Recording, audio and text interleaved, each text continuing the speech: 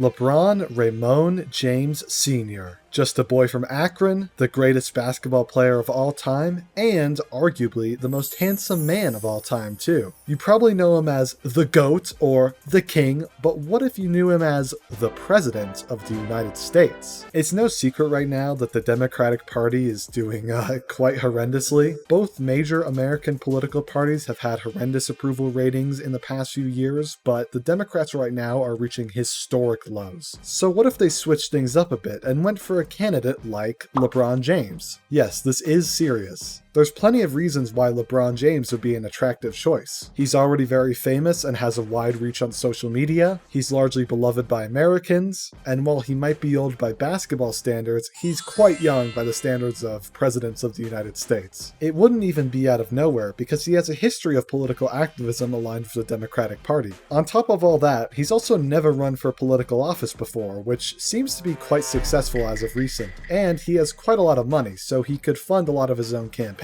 Indeed, in February of this year, the Bowling Green State University's Democracy and Public Policy Research Network, what a long name, ran a poll asking people from Ohio if they would vote for him if he ran as the presidential candidate for the Democrats. 37% rated him favorably, 32% rated him unfavorably, and 31% had no opinion. That might not sound impressive, but John Husted, who is currently a senator for Ohio right now, is only liked by 24% of voters and disliked by 23%. And remember, this is literally in Ohio has become a firmly Republican state in recent years, and this Republican senator is polling worse than LeBron James running as a Democrat. Of course, there's plenty of Ohio bias here, he is from Akron after all, but I think it's fair to say he would honestly be quite a strong candidate on the national level. So let's imagine there's a world where this happens. He becomes the Democratic candidate and he wins, handily obviously, he would sweep every single state. And we all know that as president, he would literally be the best world leader in all of history, so that's out of the question too. But there's still one problem with his presidency, because let's say we wanted to shorten his name when we were referring to him. Obviously, we could just say President LeBron. I mean, after all, who else has the name LeBron? But often when referring to presidents, you use their last names. Now, there is no president with the last name James, but the 15th president was named James Buchanan, so that might be a bit confusing. Alright, well if that's out of the picture, what if we use his initials?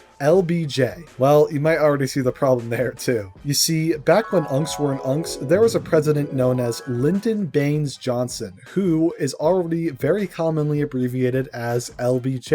Obviously, we're going to give these initials to LeBron because he's the GOAT, but in that case, what do we call Lyndon Baines Johnson now? We can't call him President Johnson because there was another president before him known as Andrew Johnson, who you've never heard of up until this very moment. While it would be funny to call him something like Big Johnson, because that uses the B in Baines and the J in Johnson, LBJ was known in real life for his actual Big Johnson. Look this up on your own time, but there are stories recounting how he would take off his pants and swing around his dick in Air Force One. No, I'm not kidding. He also has quite a famous declassified phone call with a tailor, where he told him to give his jeans some extra space in the crotch area because his balls hang low. Another thing, the crotch down where your nuts hang is always a little too tight.